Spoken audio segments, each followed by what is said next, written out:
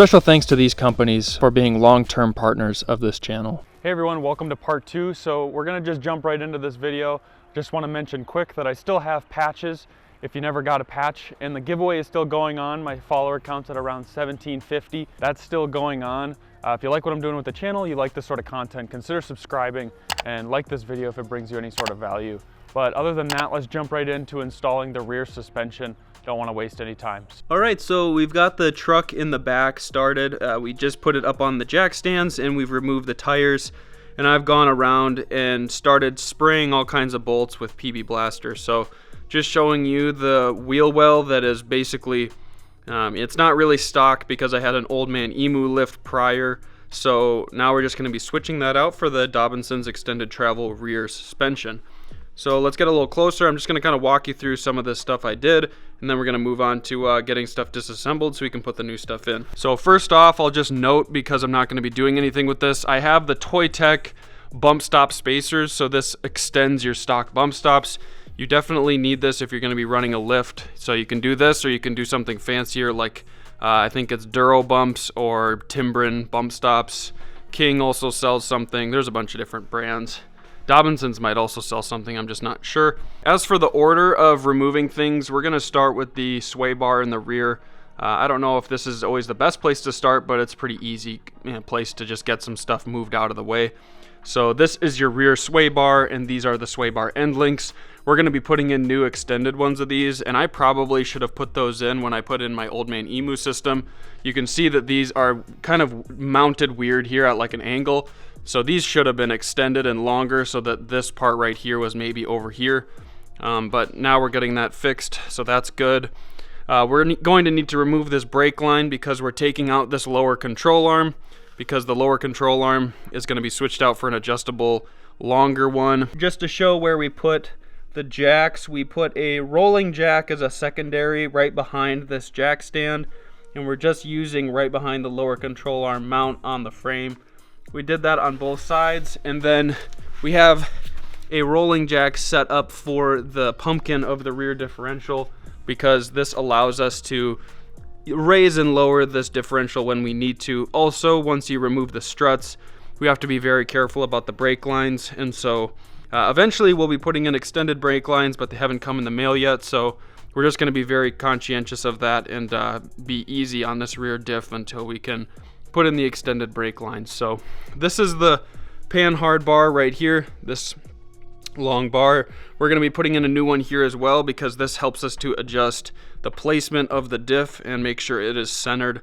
So we will be putting in a new one of those, and that's the mounting spot for it. Additionally, we'll be pulling out these springs. We'll be pulling out these struts, which mount at the top there, and then just one large bolt here at the bottom. You can see that right there. And then if we crawl under the car here a little bit, this bolt here is actually the back of the upper control arm. So this upper control arm we're taking out as well, and we're putting in a more beefy adjustable one. So we'll have to take out this bolt right here, and then another bolt up towards the front, in front of the spring. Maybe I can show through the spring. So that's the front of it right up there. So I've sprayed all of these bolts with PB Blaster, so hopefully it makes it a little bit easier to pull them out. I've also completely removed the rear spare, because this will just help us to better work in this space. And then if we look above the diff, right up there behind this diff breather line, those are two brake lines that we just need to watch and make sure they don't get pulled too tight. Those will be replaced with extended brake lines, but for now, like I said, since we don't have them, we're just going to leave the stock ones in. So the project space quickly spiraled, but I'm going to walk through a bunch of the stuff we've done. We're definitely by no means done with the rear, but this is kind of a good first stage. So we removed these springs, and to just show you the height difference between these, I'll lay them down. These are the long travel or extended travel Dobinson rear springs. They may have a slightly different spring constant than these current springs, but you can see that one is, you know, about 2 to 3 inches longer, maybe even 4 inches longer than the Old Man Emu 3-inch lift. So I'm hoping that these are less stiff than these springs, but obviously they're longer, so that's just going to be a little bit more challenging to put on the truck. So this big rubber hat, this actually goes on top of the spring. So the spring has like this coily, curly bottom part, and that you drop into this special notch in the spring housing. So you can see that right there. You rotate it to make sure it lays in that notch correctly. You just put this top hat right on the top of the spring, and that's where this goes. So I've just taken this off because this is going to go on the new springs. So the order doesn't necessarily matter here, but we took the time to take out these rear end links. And let me tell you that since my truck has 142,000 miles, they were quite rusted and they had kind of seized up. And so we ended up trying to loosen them as best we could, and then we cut them with an angle grinder and a Sawzall. So if you have access to a torch or something, that may make this a little bit easier. So here's our cut bolt, and the inside has a little Allen key. So you're supposed to be able to put an Allen wrench in there, and then you can hold the inside of the shaft with an Allen wrench and then loosen the bolt. But clearly Toyota doesn't put any anti-seize on those or anything, so they seized up and they were very hard to remove. So it took quite a while to remove the end link. As for removing these struts, they're quite easy actually. You just remove the top by holding the little thread in the middle. At least that's how the Old Man Emu ones work. And then you can start compressing them. Since it's not a spring and shock assembly, you can compress the shock yourself, and it makes it pretty easy then. And then you just loosen the bolt right at the bottom, and they pop out real easy. We took off the little screw here so we could slide this brake line bracket off. So the easiest way I've found to remove the springs is you support the middle of your differential as a pivoting point, and you make sure that your brake lines never get extended too far. So that's what you do. Make sure to always watch your brake lines. And then if you have the luxury or you have a block or something, you use another little jack or something to jack up one side, and you kind of treat it like a seesaw or a teeter-totter. So you lift this one side, and that really lowers the shock on the other side while your brake lines in the middle don't really move. So that's what I did to remove these shocks. Now the problem is so once you get these rear shocks and springs, they're a lot longer and they have that extended travel, so we have to get extended brake lines. Now we've gotten to the point where we need to replace the extended brake lines because they're a limiting factor in putting these springs in. So the springs are too long.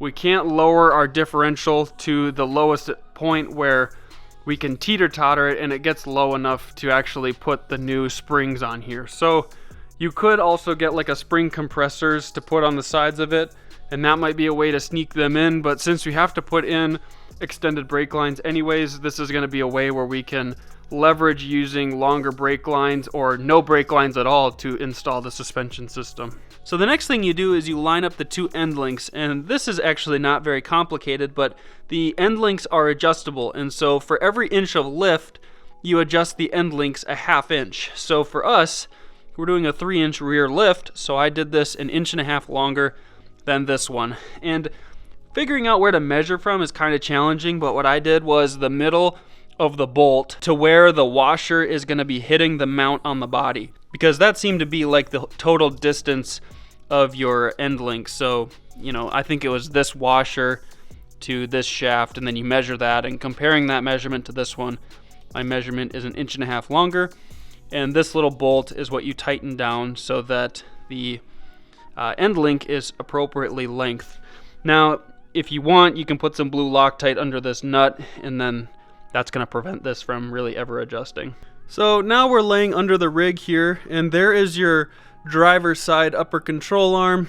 We've got the passenger side upper control arm right there, and then the lower control arm is hard to see from this position. But what the plan is since we've pulled out all the springs and struts and end links, it's pretty easy to get at stuff here. So we can pretty easily take out the Panhard bar, we can take out the upper control arms, the lower control arms. The hard thing about the Panhard bar is you have to set that with the vehicle under load, so you know where the center of the diff needs to be basically at during normal use. So the Panhard bar we're going to wait on, but what we're going to do is we're going to do the upper control arms first now. Now this order we're kind of making up ourselves, but I think it's going to work quite well. what we're going to do is take out one upper control arm, put in the new one. We're going to take out the second upper control arm, put in the new one, and then the lower we're going to do after that. And do each lower one, you know, at a time, and basically use the stock lengths to be a good starting point for the length of our adjustable upper and lower control arms. Adjustable upper and lower control arms are nice because they change the location of your arc of travel for your whole entire axle body in its place within the wheel well. So if you need your entire wheel to shift back an inch, you're going to adjust your upper and lower control arms, and then there comes a point where you may need a longer drive shaft. Now, this is why we don't really want to take out too many things at one time, is to keep all of the geometry where we're jacking, and we don't want to ruin anything as far as spacing goes. I think it's going to be best to just remove one arm at a time and replace it with the new adjustable one. To just create a little bit more visibility here now, that is where those brake lines are going to be at. And we're going to just remove them right there and then use some brake line caps to work on the rest of the vehicle while not having any sort of brake lines causing any sort of travel issues. Because once we remove those brake lines, hopefully we can lower our whole rear differential an extra inch or two, and that's going to allow us to use the vehicle as a spring compressor and put in those super long springs. Okay, so just a little pro tip here. We've been trying to remove the upper and lower control arms in the Panhard Bar. We found that if you slightly push down on this higher side mount of the Panhard Bar, that removes just a little bit of tension, and so you can loosen that bolt and this one pretty much freely with your fingers and pull out the Panhard Bar. Now that we've started to do this, we can start removing the upper control arms, and so that's what we've done. So if you look in here, we've got the upper control arm bolt removed right here, and this one is loose. In order to remove all the tension in these upper control arms, you're going to want to just barely lift on the front of the pumpkin. So you don't necessarily want to jack this up like crazy, because then your tension is going to go the other direction. But we just lifted it ever so slightly, and then there's full play in this upper control arm. So that's how we did it. We're going to take this out, and we're just going to one-to-one replace the stock control arms with the Dobinson ones. So we got the upper control arms in, and they were pretty tough, and I'll kind of talk a little bit now about what we're doing to get these lower control arms out. So we found that the heads of the bolts seem to get stuck or seize or something, so the bolts don't really move, but the nuts on the ends of them will. So we sprayed them with PB Blaster, and then we find a long wrench that can withstand a ton of torque to loosen those bolts. And so here we've just got a old pipe used to extend the handle of these torque wrenches so that we can really get a lot of torque behind the nut. And so we break the nut free, and then once we break the nut free, it seems like the bolt will start to spin. And so at that point, then we can actually remove the bolt and the nut by putting a wrench on the other side of the bolt. So that's kind of how we're doing this, and it seems to be working well. This could just be a problem of owning a vehicle in the Midwest where there's lots of rust, but if you have an older vehicle and you have some rust or corrosion of some kind, you may need to do this, because removing these bolts is not going to be the easiest. And so once you remove them, putting in the new upper control arms and lower control arms shouldn't be too bad, but for now, actually getting the old ones out is really taking quite some time.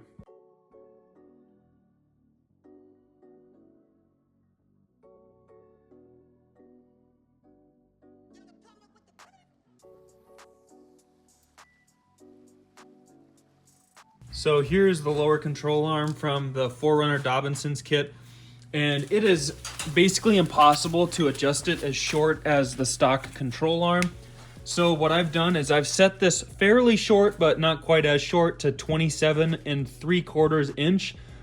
And then we're gonna kind of see how the vehicle looks under full droop, steady state, full compression, and just see where the travel lies. And so once we set this length, we can adjust the upper control arms to fix the third member angle with the transfer case. So I just wanted to provide that dimension. That's 27 inches and 3/4 inches. So I've got the rear lower control arms here laid out. What I did was I did about 27 27.5 to 27.75 from the middle of this bolt to the middle of this bolt.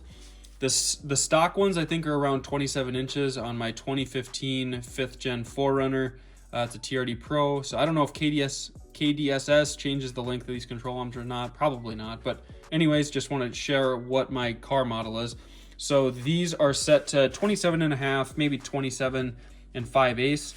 Dobinsons recommends that you set these to a 1/2 inch and then you set them to maybe another 1/2 inch longer than stock when you're trying to fix your pinion angle. But I think right now we'll be just fine with setting these at just over a little bit over. I think we'll be fine with setting these just about a 1/2 inch or a little more over stock. And then we're going to dial in the upper control arms to fix that pinion angle. So I just also want to mention the orientation. So we want this bowing in the control arm to be in the back. This helps to clear the bottom of the axle because the axle will lay right over the top of this. We need these brake line brackets to face outward on the vehicle. And then these are little rock and branch guards on these bolts. So those we need to have facing down. So I've laid these out with their proper orientation, with this being the front of the vehicle and this being the back of the vehicle. So just wanted to give a little quick update, and now we're gonna throw these on the vehicle and then start adjusting the upper control arms. So I've got my upper control arms laying right here, and we actually took them off of the vehicle. So they were up in there with the bolts threaded through, but completely loose. And we adjusted them in place to find roughly how long they needed to be. So what you do is you measure the angle of the transfer case mount, and then you measure the angle of the pumpkin or the third member mount, and you make sure that they're parallel. So if there's a 2.5 degree offset up here, then we need a 2.5 degree offset back here to minimize vibrations. So that's what we've done. We've taken this and we set it at roughly 2.5 degrees in the rear. So once we had those upper control arms shifted enough to where we had 2.5, we took them both off and we laid them next to each other. Now what's gonna happen is likely you're not perfect and you adjust one side longer than the other to where you have 2.5 degrees right here, but you don't necessarily have your differential fully up and down. Maybe the one side's a little shorter than the other, so you've got something kind of weird going with the torsion in there. And so we want the top to be the exact same, we want the bottom to be the exact same. We know the bottom are. Now I took the top two off and we're going to just make sure they're the right length. So this one here was a little bit shorter for me. This one here was a little bit longer for me. So all I did was I slowly, do a half turn to where this bolt will thread through again. And I slowly turned this one shorter and slowly turned this one longer. And eventually we get them both to line up. So looking at the length of the stock upper control arms, they look to be around 12 3/8 inch long. I'm kind of just eyeballing this, but I'm just trying to give you some rough dimensions so that you can kind of understand how we adjusted things. So this should be between 12 3/8 and 12.5 is roughly where the stock is. But these ones are roughly 12 3/4 inch long. So with the extended travel rear, these springs get to be pretty long. And I heard that you could do this with without spring compressors if you had extended brake lines, but since I haven't put the extended brake lines in yet, this was a little challenging, and so we grabbed spring compressors just in case that might come in handy. And we had to orient them almost exactly to how they are right now, otherwise it was hard to twist this into the right position, but everything worked out. So we've got our little spring spot hooked into its little nesting place there, and we oriented these spring compressors according to this little point here. So we have one lined up with it on this side of the spring and then one at 180 degrees, because when we rotate this into place, that's exactly what we needed to do in order to clear the different spots on the frame because these bolts stick up so high. So that's what we did to be able to use spring compressors to lower this spring so it's at least short enough to put into the rear area here. So it's all working out. Now we just have to take these compressors off this side and then move to the other side.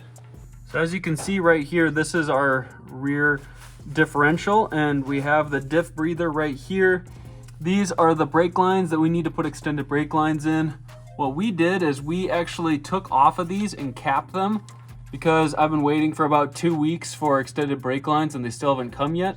And so once I get those, we'll take these off so they unscrew here and here, and then this is the bottoms, and so that's what allows you to have a lot more articulation. Here's one of our upper control arms. Here's the other upper control arm. And this wiring harness was getting kind of tight, so we removed this screw right here on this metal bracket. It just screws in right down here. So that's just a little welded in shaft. So we removed this bracket here for the time being to get a little more play, because now that we have this spring in on this side with the compressors used, we're going to jack up this side so that this spring gets compressed a bunch, and then lower the center diff and lower this side so that we can slide in this spring on this side of the truck, because this side is a lot more tight with the gas tank, so we have to try and get this spring in here just the normal way rather than using some sort of compressor. So the last thing we did is once you're seeing so much articulation here, this parking brake cable right here actually gets pretty tight, so I removed the bracket for it way up here next to the frame. So that's just something to think about when we're trying to get this to articulate so much so that we can get the spring into place. Okay, so we've got the shock in and we've got the end link in. This is your end link, and then remote reservoir. So the remote reservoir mounts with this black bracket. There's a really long bolt that mounts right there, and we tightened that down before we mounted the bracket into place. So the reservoir kind of threads right in between the spring and this bump stop. And so once you kind of thread that into place and you figure out where that would be if the bracket was mounted down, then we tighten down this ring. And so I tightened down the ring, and then once the ring's all tightened down, you can kind of rotate the bracket anywhere you want, and that ring's not going to move on the reservoir. So at that point, then we tighten down the actual bolt that holds this bracket to the frame. So the bracket has 2 holes, but we just used one of them. And then we used a spot on the frame that has, I'll throw some B-roll over it that is just right under the reservoir mount, and that has got a 8 by 1.25 metric thread. So we had to clean that out with a tap pretty good because it was incredibly dirty and rusted and salty. But once we did that, it worked out quite nicely. So that's how we mounted this reservoir right here. And then in the front, we tried to just place these turning knobs right behind this bracket for the gas tank. I think it turned out quite well, but that was a little bit challenging. But now we can actually access these, and they're in a nice spot considering once the wheel is here, you're gonna have to reach around the wheel to do that. So I have the short tube option, and apparently some of the newer ones have the long tube, which allows you to mount the bracket like right up here or something on your frame. And so then with the long hose, you can just, reach back behind here, adjust it wherever you want to mount it. For me, with the short hose, I have to mount this under the frame. So it is nice though, because it keeps all of this out of the way, so your tire's never going to hit it. Here is with the end link. This is at 1.5 inches longer than the previous end link. And what I did is I basically tightened this down with Loctite, and then just make sure that your washer is threaded correctly inside of the mounting point. And same with up here on this spot, there's a cutout in this hole, and make sure that the lip of this washer is sitting in there correctly. The order of these washers up here is not super straightforward, but what I did is there's a washer with a larger hole opening and no lip. That's the one I put first. Then I put another washer that has like a rubber lip on it on one side and it's flat on the other. The rubber lip points upward, and then there's another washer that feeds right over that rubber lip, so that's what I put on next. And then on the very top, there's just a rubber washer that's flat on both sides, and then there's a metal washer, or I guess they're all rubber bushings, and then there's a metal washer that goes on the very top that has the smallest hole, and then you put your nut on top of it. That nut is an 18 millimeter, and I believe this one was a 13 millimeter. We still have yet to mount up these brake lines right here, but that should be pretty easy. This bracket, I believe we bent a little bit for the Old Man Emu, so we might just have to bend it back so that this will mount on this bracket nicely right there. This actually doesn't have any threads like on the stock arms, so we're gonna have to figure out a nut for the back of it. But that's about the entirety of this side of the install.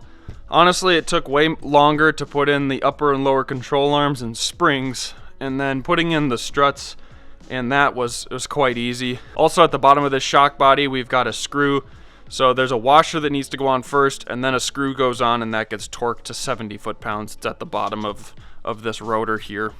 So that's the entirety of the install on the driver's side. Let's jump over to the passenger side, and I'll show how I did the remote reservoir over there. So on this side, the remote reservoir mounts under the shock, very similar to the other side. On this side, we had a little bit more space in the rear for this. I mounted it kind of close to the bump stop, but it's not too bad. There's also a little bit of space on the other side of the reservoir next to the actual spring. The reservoir on this side actually has a lot more space because there's no gas tank, so you can kind of orient it how you want.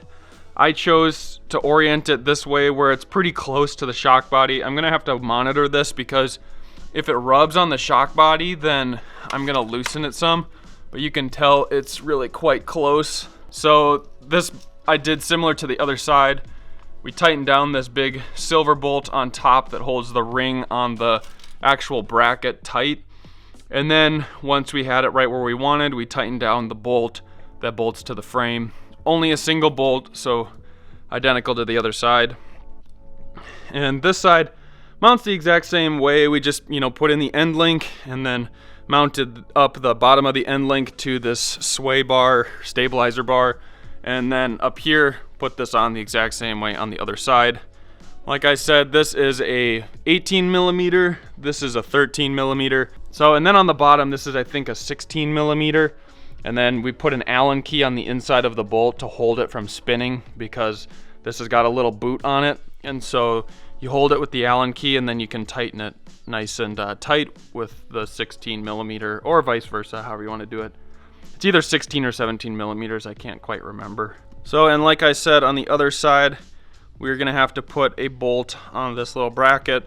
It's not threaded, so we're going to have to find a little nut for the back of it, but that should be fairly easy. I'm not too concerned about that. So, and as for tightening down most of the control arms, I just used a large wrench to tighten all these down.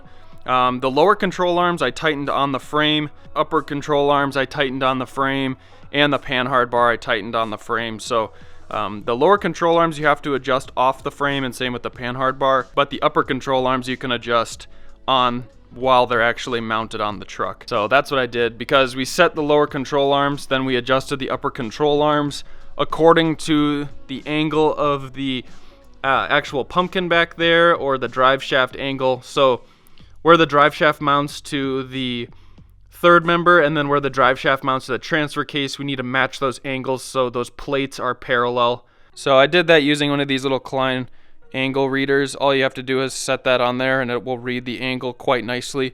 These aren't too expensive. They're about, I think, 20 or 30 bucks on Amazon. And this was a lifesaver for figuring out the upper control arm length. So that's the bulk of the rear. I guess the last thing I'll mention is I used these Toy Tech 2-inch spacers for this bump stop. And these were on here from my 3-inch Old Man Emu lift. So I already had them, didn't really have to talk about the install, but they're just a spacer. They're quite easy to install. It will be interesting to see how, when I adjust the lower control arms and the axle moves, whether it actually hits the bump stop correctly in the future. So I'm gonna have to watch for that, because I may need to get some sort of different weld-on bump stop if my axle starts to move farther back than where this is ever gonna hit. So that's something to just kind of watch out for, and it might be something to think about if you're thinking you're gonna buy this lift and you're trying to figure out your extended bump stop situation. Well, I hope that was helpful for you. I think the rear was actually harder than the front to install, but both are fairly involved, so maybe it's hard to pick. But thank you so much for watching. I really appreciate the support. Come back in a week for part 3, where I'm gonna really explain how the suspension works and why it's so amazing, because driving on this for about a week now, it's been incredible. I can't wait to make the video on my impressions and kind of a 1-month review I'm waiting for the suspension to settle, and also just some time driving with it to kind of give you a full idea of what I really think about it after having it for a month. So thanks for watching. Again, subscribe and like this video if it brings any sort of value, and comment below what you think of the install and if you have any tips or ideas for me. And I will catch you all in the next video.